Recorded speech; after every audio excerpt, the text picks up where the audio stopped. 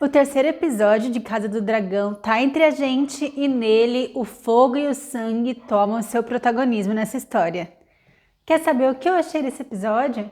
Dá um joinha aqui no vídeo, se inscreve no canal e vamos lá! Oi pessoal, tudo bem? Eu sou a Lu e esse é o canal Cinefilu. O terceiro episódio de A Casa do Dragão estreou ontem na HBO Max e ele é chamado O Segundo de Seu Nome, fazendo referência ao aniversário de 2 anos do príncipe Aegon Targaryen, filho de Viserys I, com Alicent. Sim, a gente tem uma passagem de tempo de mais ou menos uns 3 anos entre o episódio 2 e o episódio 3. E aqui nesse episódio, como eu disse, a gente está comemorando o aniversário de 2 anos do príncipe Aegon, para qual foi organizada uma caçada de javalis, onde foi convidado grande parte da nobreza ali dos 7 reinos. E é nesse contexto que a gente vai vendo como estão se dando as relações do Viserys com a Alicent, com a Rhaenyra e com toda a nobreza ao seu redor. E também do Viserys com o próprio ato de governar, pelo qual ele parece menos interessado do que com os seus problemas familiares. Ele passa grande parte do episódio tentando saber onde está a Rhaenyra, ou tentando criar alguma ligação lá com a filha, e tentando convencê-la e dos seus novos deveres para com a coroa agora, porque Viserys acredita que ela, agora que atingiu a maioridade, deve arranjar um bom casamento, fato ao qual a Rhaenyra se opõe veementemente. E já no começo do episódio a gente percebe que aquele ressentimento que a Rhaenyra sentiu do pai ao ele informar que iria casar com Alicent continua agora, tanto em relação a seu pai quanto em relação à nova rainha. A Alicent até tenta se aproximar de Rhaenyra em alguns momentos. Ela não tem uma atitude arrogante perto da princesa, apesar de agora ela ter um status de rainha, né? E em algumas cenas a gente vê essa diferença de poder entre elas. Mas a atitude da Rhaenyra não está simplesmente ligada ao fato que o pai casou com o que era sua melhor amiga. Ela também se sente desprezada e ela sente que agora o pai não precisa mais dela, já que ele tem um herdeiro do sexo masculino, o que gera inseguranças na princesa em relação a seu trono prometido. E olha, mesmo que no episódio o Viserys ele reitere para ela e para outras pessoas que ele ainda tem a intenção de manter a Rhaenyra como herdeira de seu trono, a gente percebe que as pessoas não estão concordando muito com isso. Ainda estão muito ligadas àquela tradição realmente do herdeiro masculino. E a gente vê pessoas da nobreza conversando com a mão do rei, o Otto Hightower, tentando fazer com que ele convença o Viserys a mudar o herdeiro ao trono. E esses comentários da nobreza a gente ouve ali nesse contexto da caçada, inclusive aqui toda a ambientação das tendas no meio da floresta, os cavalos, é bem luxuoso até, sabe? Mais do que eu imaginaria quando a gente pensa no reino Targaryen. Mas achei incrível, muito bonito. E faz muito sentido, a gente tem uma presença maior do vermelho queimado, realmente. Tem grandes banquetes e até uma nobre que está dando seus palpites ali na política do reino que tem um pug de estimação. E quando a gente fala em caçada de javalis, a gente já fica sentindo uma certa apreensão, né? Porque a gente se lembra da caçada de javalis em que o Robert Baratheon foi ferido e acabou morrendo.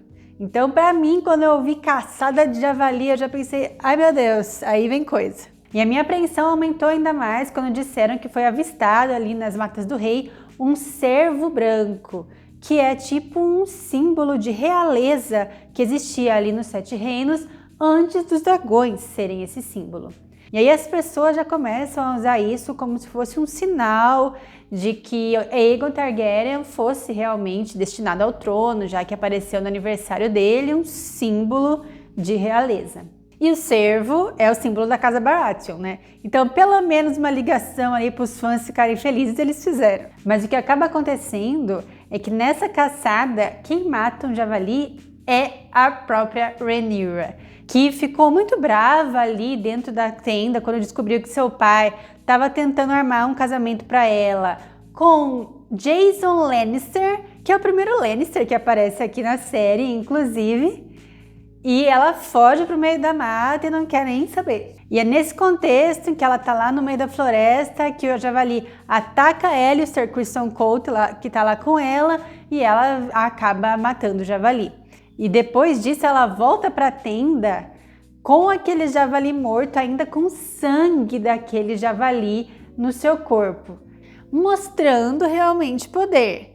E é aqui que eu falei que o sangue ele começa a aparecer como um símbolo de batalha também, de alguma forma. E é engraçado que eles retrataram aqui o Jason Lannister como uma pessoa rica e mimada, assim, né? E ele vê a sua quase, talvez, futura pretendente ensanguentada e ele faz uma cara de nojo, assim, ficou bem engraçado. E outro símbolo de poder que pode estar atrelado a Rhaenyra aqui é que, por mais que várias pessoas ali, vários homens, tenham procurado o cervo branco, eles não encontraram, ao que o rei acabou achando outro cervo e matando esse cervo com a lança que o Jason Lannister deu para ele. Cervo, Lannister, tem referência aqui sim. Mas ele teve dificuldade para matar o cervo e tal. E adivinha para quem que esse cervo branco apareceu? Para Rhaenyra, quando ela estava lá no meio da mata. E eles se olharam tal, e ela deixou ele ir. Vamos ver o que isso pode significar depois. Então a gente tem aqui Rei Viserys, preocupado com a sua filha, a filha que está dando problema, tentando arranjar um casamento para ela, ouvindo um monte de gente questionando suas decisões em relação ao seu herdeiro. Só que aí ele continua negligenciando uma questão que apareceu lá no segundo episódio e que ele já estava negligenciando, que é o quê? As batalhas lá nos degraus, nas Stepstones, aquelas ilhas ali que Corlys Velaryon já estava pedindo para o Viserys para que ele ajudasse a combater a triarquia que estava ali invadindo, e o Viserys também, nem deu bola. Lá no final do segundo episódio, depois que o Velaryon fica muito pistola com o Viserys porque ele não aceitou a mão da filha dele em casamento, a gente vê ele lá tramando com Daemon Targaryen para que eles se unam e unam seus poderes para fazer essa guerra. E é isso que acontece aqui.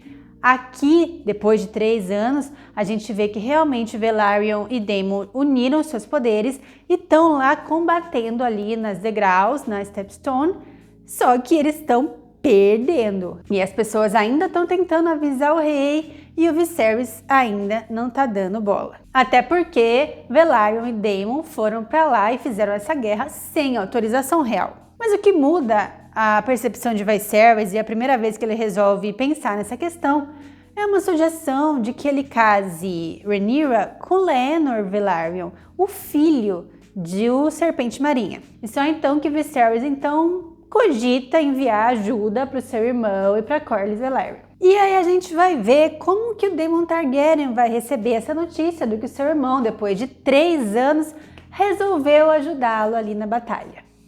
E não é nada amigável a reação do Daemon Targaryen. Na cena que abre o episódio, inclusive, a gente vê um combatente ali sendo torturado por aquele engorda-caranguejos e o Daemon Targaryen chegando com o dragão e o cara grita: príncipe Daemon, mate eles, me salve, achando que o príncipe vai salvar ele também. E o dragão do Daemon simplesmente pisa no cara, mostrando que o Daemon, na verdade, não tá se importando com aquelas pessoas, né?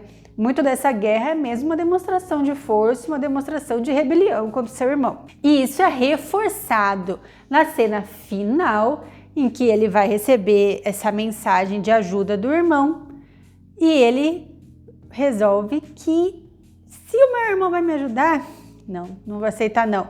Nós vamos resolver isso aqui na força do ódio, então. E aí, Daemon, Velaryon, eles se unem para fazer uma estratégia e eles vão fingir que eles vão se render ao engorda-caranguejo, que na verdade a gente descobre que o nome dele é Príncipe Drahar, que é falado pela primeira vez aqui no episódio.